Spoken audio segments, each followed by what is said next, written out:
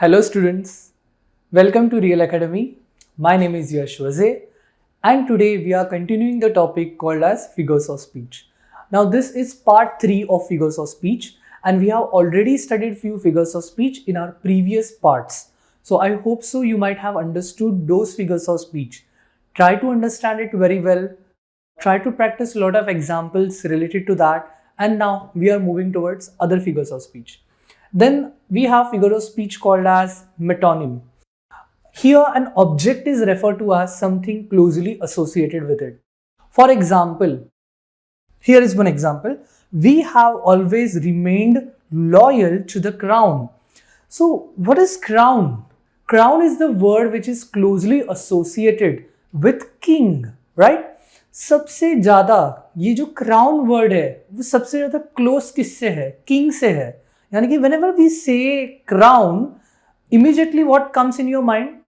It is all about king. एक राजा का image form होता है, right? So this crown is the word which is closely associated with king.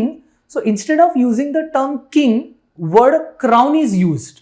And when the word crown is used instead of king, then it is called as metonym. The entire sentence becomes metonym. This is not so important figure of speech according to the exam point of view. Still you have to study it. You must know it. Okay. For example, let us take another example. Through his lens, he captured the world. उसने world को capture किया कैसे? Lens से. So lens word is used here for eyes, right? तो eyes से उसने पूरे world को capture किया. तो instead of eyes, lens word is used. So word which is closely associated with it is used for that, then it is called as metonym. You have to read other examples also and practice as many examples as you can.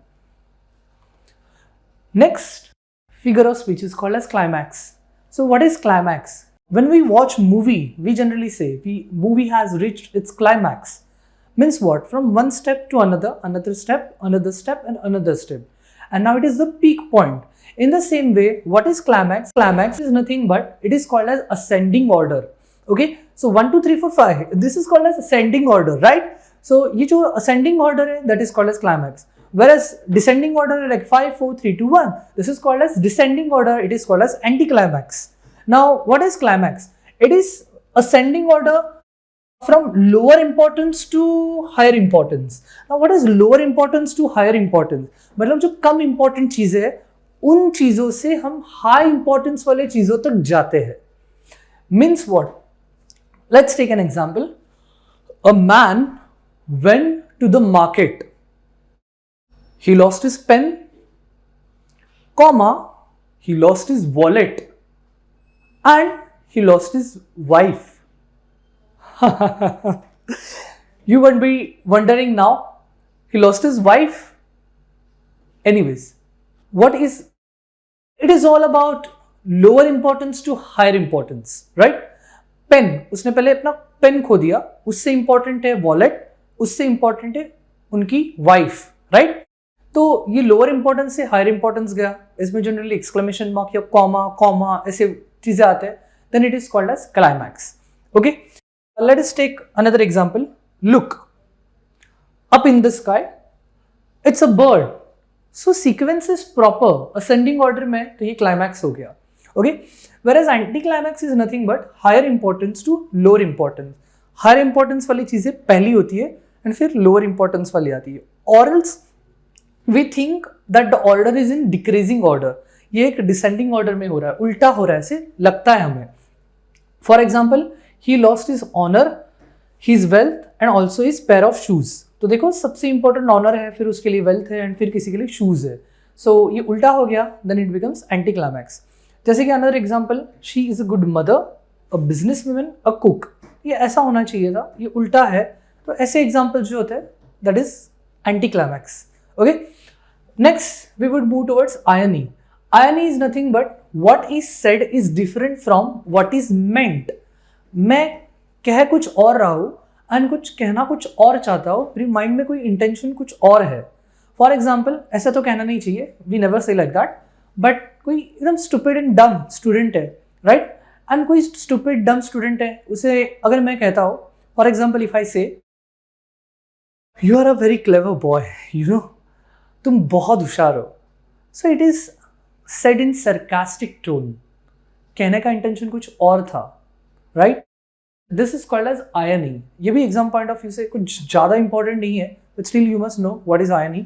So what is said is different from what is meant. For example, if I say the cake is as soft as concrete, cake है ना इतना soft था कि concrete जितना soft था. Anyways concrete hard होता है. So again a sarcastic statement. For example if I say it is good of you for scolding me in front of my friend, it is not good, right? So intention कुछ और है. अलग अलग प्रकार के irony होते हैं. You can see different types of irony. This is not for school section. Maybe college section students can go through it. Okay. Next figure of speech which we have is all about transferred epithet. Now what is transferred epithet? First of all, I would like to tell you the meaning of epithet word. Epithet is nothing but adjective. Adjective. Okay. Epithet का मतलब होता है adjective. And transferred means shifting from one place to another.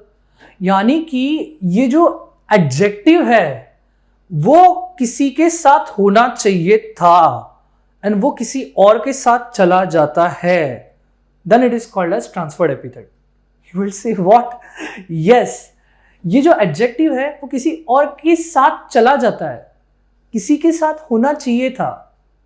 Anyways, if you are not understanding I will explain. For example, he passed a sleepless night. Oh भाई, night, sleepless night. Really? Night तो night जैसा था, sleepless थोड़ी था. He was sleepless. तो ये sleepless word he के साथ होना चाहिए था. It should be together, like he was sleepless. And night तो night जैसा था. तो ये sleepless word he के साथ ना होके night के साथ चला गया. Then it is called as transferred epithet. For example, let us take another example.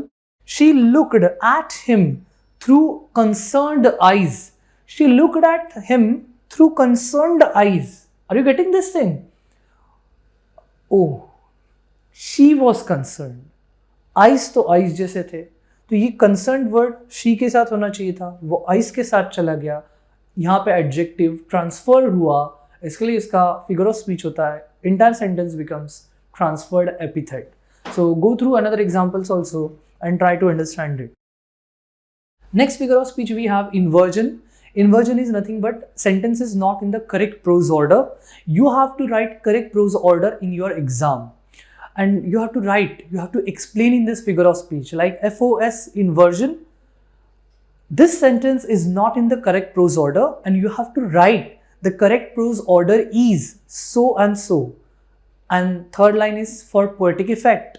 You have to write it properly. So ये थोड़ा सा difficult हो जाता है to manage. But anyways, again I'll use the term which is opposite. ये बहुत simple है. लगता difficult है पर है simple. Anyways, what is inversion? Sentence उल्टा फुल्टा होता है. यानी कि jumbled form में होता है. Then this figure of speech becomes inversion. You have to write correct prose order. For example, shocked I was. So you have to write here, I was shocked. This is the correct prose order, right? Let us move towards another example. Let's say, patience, you must have, my young hero. It should be like, my young hero, you must have patience, right? Let us move towards another example called as interrogation. Interrogation means nothing but when a question is asked, then the term interrogation is used. You can see here in interrogation, a rhetorical question is asked for exaggeration and not for deriving an actual answer. यानी कि when question is asked and when answer is not expected, then such question is called as interrogation in English. These are rhetorical questions. Answer कोई expected नहीं होता, बस just like that question is asked. So this becomes interrogation. For example, teachers, they have habit of asking such questions like, am I fool to not understand your evil intentions? Or am I fool to explain you so many times? You are not supposed to say yes, nor you are going to say no. Answer is not expected. They are just telling like that. Okay. Another example, aren't you ashamed of yourself? So this question is asked casually, so there is no answer which is expected. Such questions are called as interrogations in English. We have another figure of speech called as exclamation. In exclamation, words and ideas are expressed with strong emotions, means there is exclamation mark at the end. Okay, so at the end you can see exclamation mark, then it is called as exclamation. What a splendid performance! Exclamation mark. How are the mighty fallen! Exclamation mark. How bravely he met his death! Exclamation mark. So it becomes exclamation. Okay. Then we have figure of speech called as assonance, and then we have figure of speech called as consonants. These two figures of speech are added in 10th grade. Okay. 10th grade students, you have to study it because these are the new figures of speech which are added in your syllabus. So what is assonance? Assonance is repetition of vowel sounds with a word, phrase or sentence. तो यहाँ पे किसको हम लोग को focus करना है? हमें यहाँ पे वॉवेल साउंड को फोकस करना है. Yes my dear students, sound को फोकस करना है. In alliteration what we do, a sentence is given, we focus on each and every letter which is at the starting part of a word. हर word का starting letter हम लोग focus करते हैं. And उसमें क्या होता है, कॉन्सोनेंट लेटर्स अगर रिपीट होते हैं ट्वाइस और more than that, then we declare it as alliteration, right? But here in assonance, we have to see entire sentence. Try to understand entire sentence and focus कि कौन सा sound repeat हो रहा है. यहाँ पे word के बीच में कौन से letters है या sound है, उन पे focus करो. Like how is your cow now? ये जो A वाला sound है, okay, इसका force ज़्यादा है. Word के बीच में देखो, starting में नहीं. वर्ड के बीच में कौन सा साउंड रिपीट हो रहा है बार बार, तो सबसे ज्यादा जो साउंड रिपीट हो रहा है वो है ए. देन ये वॉवेल साउंड है, then it becomes assonance. Okay, for example, let the engineer steer without fear.